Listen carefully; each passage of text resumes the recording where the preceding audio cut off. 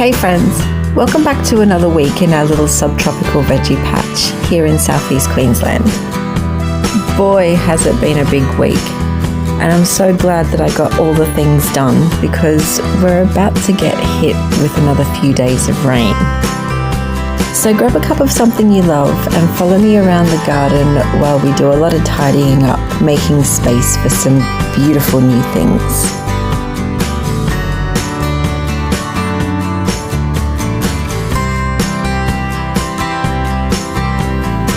If you've been following along for a little bit, then you'll know that this job has been a long time coming. And it's kind of like a happy sad moment in my garden, because while I'm super happy to get all of that space back, I'm really sad that it didn't work out, because I do love the idea of sprouting broccoli, but maybe it just doesn't like our climate. So this is a call out to all of my subtropical gardening friends out there. If you've grown sprouting broccoli before, let me know what type you use so I can try it next year. And now it's time for the pink celery to go. Another happy sad moment. I really loved this plant. It was just so pretty and tasty too. Now I was going to save some seeds, but you know what, honestly, there are far too many seeds on there. If I did let it go to seed, it would be in my garden forever and everywhere. So I'll just plant them from purchased seeds. I've already got some going, so I'll be able to plant some in a different spot soon enough.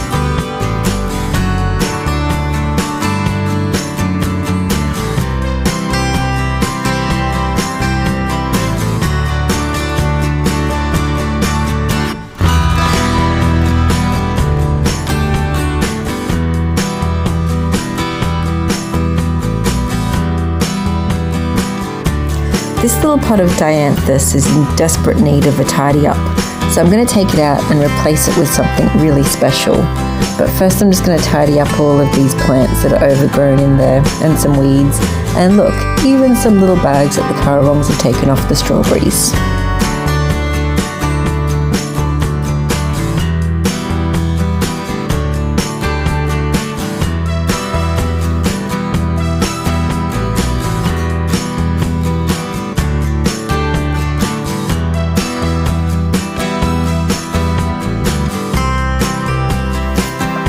I've been eyeing off this pot at Bunnings for quite some time now, and it was finally time to treat myself, and I've got the perfect thing to put in it.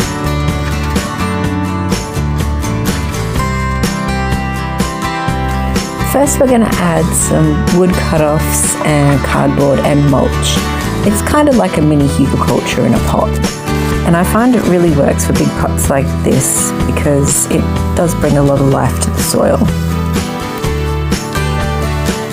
In this bucket here, I've got a mix of composted cow manure, some potting mix, and some homemade compost. And then I'm just going to top the rest of the pot up with the citrus and fruit mix so I can plant this beautiful orange tree that I got on clearance because something had eaten a few of the topper leaves. But apart from that, the plant looks really quite healthy. It was just my lucky day. This is a type of navel orange that's been grafted, so it's good for pots. So I'm going to try and prune it and keep it quite small so I can keep it in this pot for quite some time. Let me know in the comments what your best tips are for growing citrus in pots. I'm fairly new to this, so any advice is very welcomed.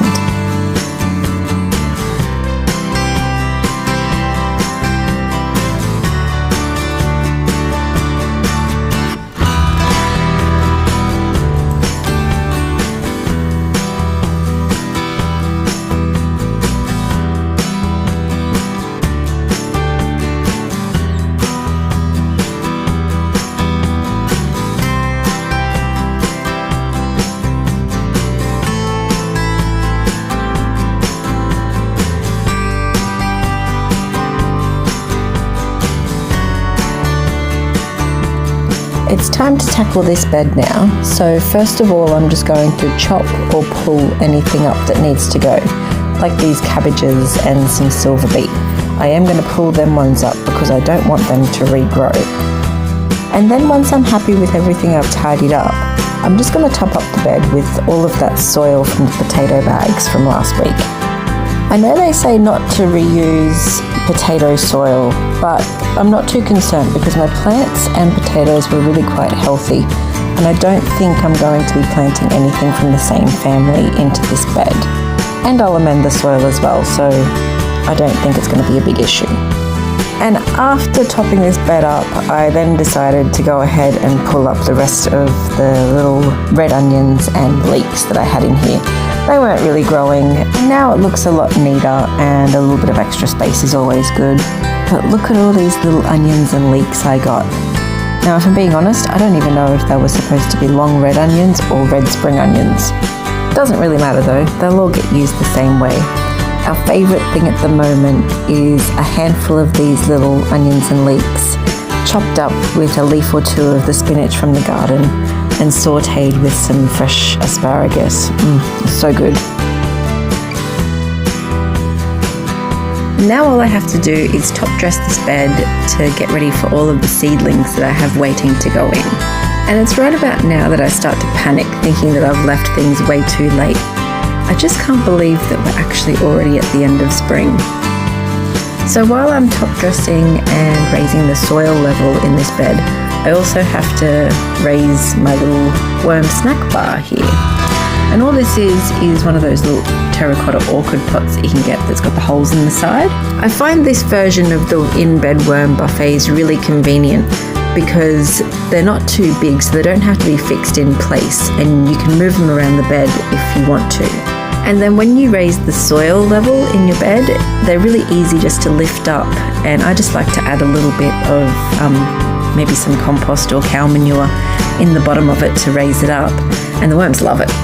So I've had this pot in the ground for about a year now, and the results have been really good, so I'm going to get a few more to dot around and put in the other beds. But you know what I love about it the most? It's the fact that it's not plastic.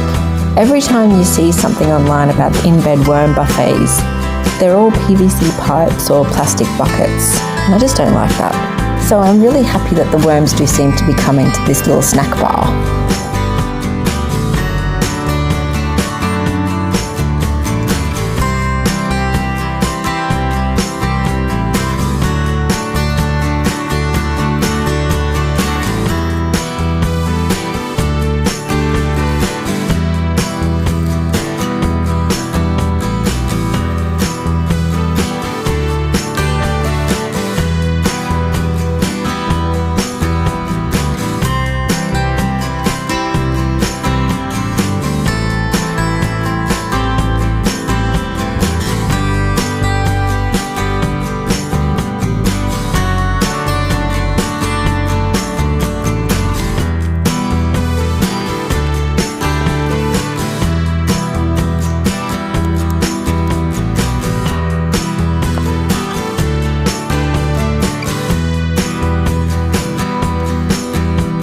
Now that we've got a fresh new bed to work with, let's get to the fun stuff and start planting.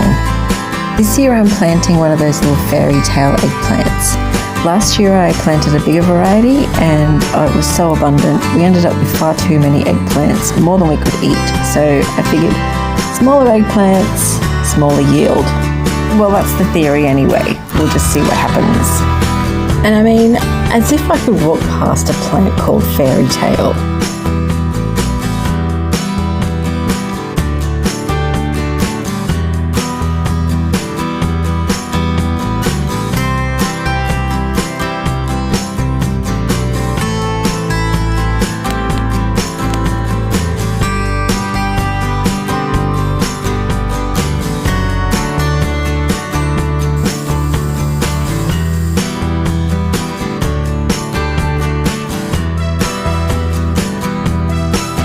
This is the lemon bergamot that I cut last week and dried in the dehydrator.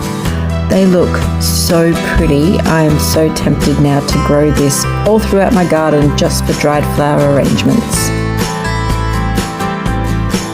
Remember when I first started making these videos, it seemed like I was picking calendula in every vlog. Well, this is one of the main reasons why. I pinched and dried calendula every couple of days right through winter, just so I could make this gorgeous golden infused oil. And now I'm going to mix a little bit of it with some tallow that I'd freshly rendered to make this beautiful whipped tallow balm. This has to be one of the most luxurious things you can put on your skin. And I have to say, it is so nice to massage into your hands and feet after a long day in the garden.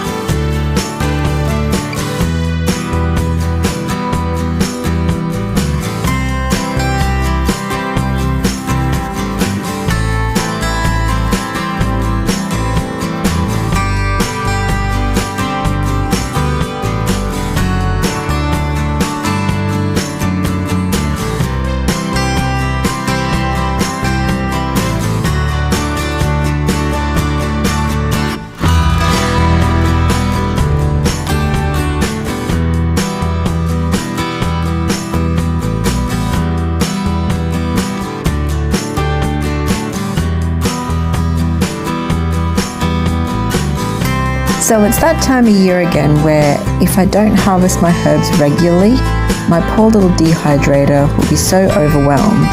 So this week we're harvesting lemon balm, one of my favourite herbs that I think I put in every tea blend I make. I read somewhere once someone calling lemon balm the happiest herb on earth, and it really is. Even just when I brush past the lemon balm in the garden, I can't help but smile. It releases such a beautiful aroma and it just does things to you.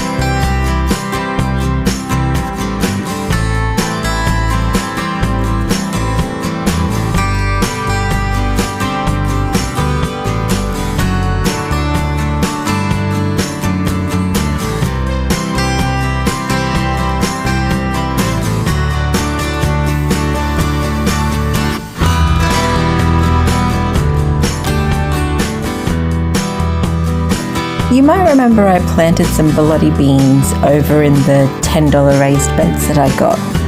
Well, they didn't have a really great start. I think something chewed off mostly all of their tops as they germinated.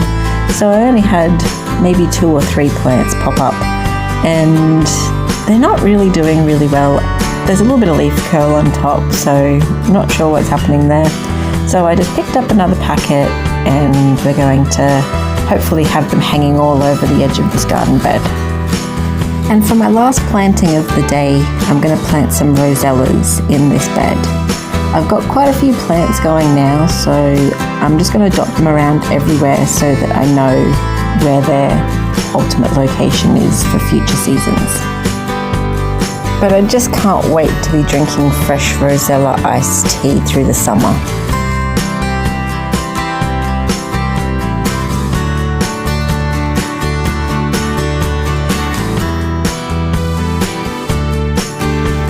Thanks for hanging out with me today in the garden, guys. I'd love to hear what you're planting at this time of year wherever you live, so let me know in the comments what you've been up to. I hope you have a really great day and we'll see you next week. Bye.